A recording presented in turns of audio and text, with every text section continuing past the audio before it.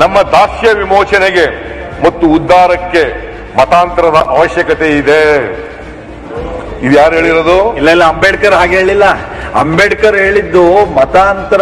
ಅವರು 36ನೇ ಇಸ್ವಿಯಲ್ಲಿ ಏನಾಯ್ತು ಅಂದ್ರೆ, 36ನೇ ಇಸ್ವಿ ನಾನು ಹೇಳ್ತೀನಿ, ಒಂದೇ ನಿಮಿಷ. 36ನೇ ಇಸ್ವಿ ಅವರ ಬರಹ ಮತ್ತು ಭಾಷಣಗಳಿಂದ ಅವ್ರು ತಗೊಂಡಿರ್ತಕ್ಕಂಥ. ನಾನು ಹೇಳ್ತೀನಿ, ಇಲ್ಲ ಸಿದ್ದರಾಮಯ್ಯನವರೇ ಒಂದೇ ನಿಮಿಷ 36ರಲ್ಲಿ 1936ರಲ್ಲಿ 19 ಮತ್ತು 36 ಅವರು ಆಯ್ತು. ಈಗ ಹಿಂದೂ ಧರ್ಮದಲ್ಲಿ ಅನೇಕ ಲೋಪದೋಷಗಳಿದೆ.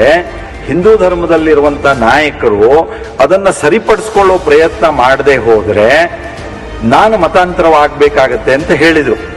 ಒಂದ್ ನಿಮಿಷ ಮುಂದೆ ಹೇಳ್ತೀನಿ ನಾನು. ಆಮೇಲೆ ಈ ಮಾತುಗಳನ್ನ ಕೇಳಿ ಇಸ್ಲಾಂದವರು, ಕ್ರಿಶ್ಚಿಯನ್ರು ಅವರಿಗೆ ರೆಡ್ ಕಾರ್ಪೆಟ್ ಹಾಕಿ ಅವರನ್ನ ಸ್ವಾಗತಿಸೋದಕ್ಕೆಲ್ಲ ಬಂದ್ರು. ನೀವು ನಮ್ಮ ಧರ್ಮ ಸೇರಿ ಅಂತ ಅವರು ಧರ್ಮಾಂತರ ಆಗ ಹೇಳಿದ್ರು. ಅವರು ತಾನು ವಿದೇಶಿಯ ಧರ್ಮಗಳನ್ನ ಸ್ವೀಕರಿಸಿದ್ರೆ ಅದು ಕೇವಲ ಮತಾಂತರ ಮಾತ್ರ ಆಗೋದಿಲ್ಲ, ಅದು ಧರ್ಮಾಂತರ ಮಾತ್ರ ಆಗೋದಿಲ್ಲ, ಅದು ರಾಷ್ಟ್ರಾಂತರ ಆಗತ್ತೆ. ಹಾಗಾಗಿ ನಾನು ಅದನ್ನು ಒಪ್ಪೋದಿಲ್ಲ ಅಂತ ಹೇಳಿದ್ರು ಅವರು. ಅದು ಇಲ್ಲಿ ನೋಡ್ರಿ, ನಾವು ಅಂಬೇಡ್ಕರ್ ಎಷ್ಟು ಗ್ರೇಟ್ ಅನ್ನೋದಕ್ಕೆ 36ನೇ ಇಸ್ವಿಯಲ್ಲಿ ಇದನ್ನು ಹೇಳಿದ ಮೇಲೆ 56ನೇ ಇಸ್ವಿ ತನಕ ಅವರು ಯಾವ ಬೌದ್ಧ ಧರ್ಮವನ್ನು ಸ್ವೀಕರಿಸಲಿಲ್ಲ. 56ನೇ ಇಸ್ವಿಯಲ್ಲಿ ಸ್ವೀಕಾರ ಮಾಡಿದ್ರು.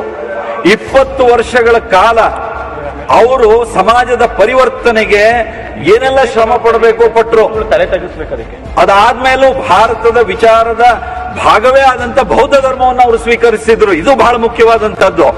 ನೀವು ಎಲ್ಲೋ ಒಂದ್ ಕಡೆ ಕೋಟ್ ಮಾಡಿ ಮುಂದೆ ಹೇಳದೆ ಹೋದ್ರೆ ಸರಿಯಾಗೋದಿಲ್ಲ ಅದು.